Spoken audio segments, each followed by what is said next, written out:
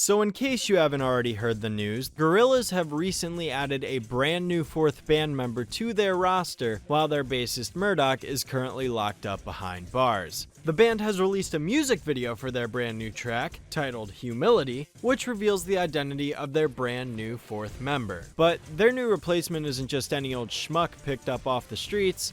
No, he's someone that a lot of early 2000s animation fans will easily be able to recognize. True.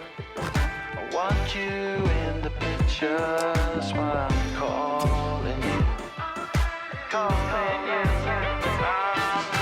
you. Your eyes do not deceive you. That figure right there is none other than Ace from the Gangreen Gang. That's right, the Powerpuff Girls villain, of all characters, has come out of the woodwork and is speculated to be Murdoch's temporary replacement as the band's bassist. For those who may not be following the band's canon, the leader of the band and fellow green-skinned bassist Murdoch is currently in prison after committing various crimes, so Ace is taking up the helm as the fourth band member for the time being. Needless to say that many of us had no idea to even see this coming, and quite frankly, never in a million years would I even think that Ace would be joining arguably the greatest animated band of all time. The dude typically spends his time hanging around with his other gang members, Big Billy, Snake, Grubber, and Little Arturo, going to arcades and bullying kids and breaking a few small laws here and there.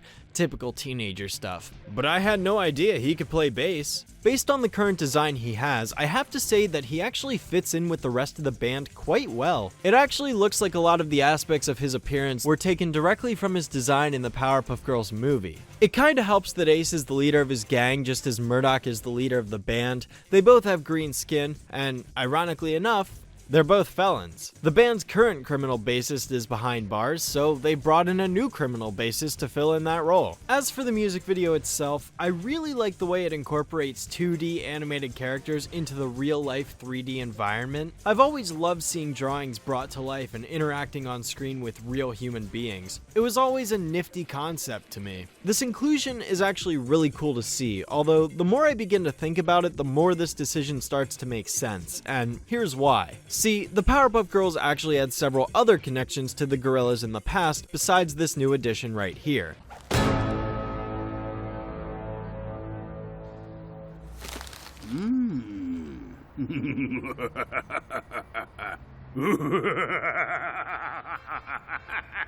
The most noteworthy of these connections would likely be the fan-favorite reference to the band during the theatrically released Powerpuff Girls movie, where an advertisement for the band's live performance is seen in the corner of a newspaper that Mojo Jojo is reading in a dark alley. It was actually confirmed by series creator Craig McCracken back in 2015 that the Gorillaz were originally planned to make a song for the film's soundtrack, although due to scheduling conflicts that never came to be. Could you imagine what it would be like if we were currently living in a world where the Gorillaz actually did a song for the film? I think that would be really cool, just trying to think of what a Powerpuff Girls inspired Gorillaz song would sound like. It is kinda disappointing knowing that something like this could have actually happened, but due to unforeseen circumstances, the song never came to fruition. But hey, I'll still take what I can get. There's also this famous poster that's been floating around for a while, in which the bandmate 2D is seen wearing a t-shirt with an image of Mojo Jojo's face plastered on the front of it. And heck, in the music video itself, there appears to be a reference to him, judging by what these posters right here have written on them. So, in essence, both properties have essentially referenced each other before. I also find it somewhat amusing that the music video for Humility has a cameo appearance made by Jack Black, considering that he, as well, has a strong connection to the Powerpuff Girls through the episode See Me, Feel Me, Know Me. In the episode, the Powerpuff Girls are essentially beaten by all of the villains in Townsville and turn to a magical gnome who agrees to rid the world of all evil in exchange for them giving up their powers. It's also a full-on rock opera episode inspired by the 70s, where all of the characters sing for the entire 22-minute runtime.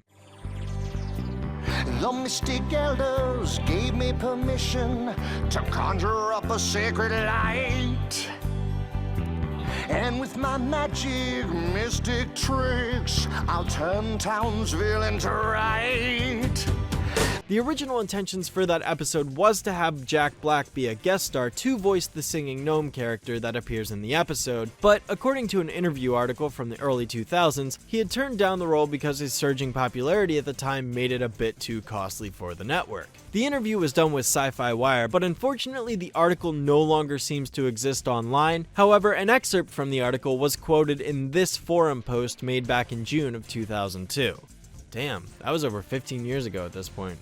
Wow. So how's that for a holy trinity of interconnected properties and artists? Personally, I think it's really cool getting to see all of these connections come back again with the release of a brand new Gorillaz music video. Speaking of which, they've also released a second song, titled Lake Zurich, a new studio album set to release at the end of June, and several tour dates scheduled throughout the summer. I'm curious to see how else Ace's involvement in the band is going to affect the canon, and I'm also curious as to what some of you guys think, so feel free to drop a comment below. Thank you all for watching, and till next time, Shadowstreak signing off.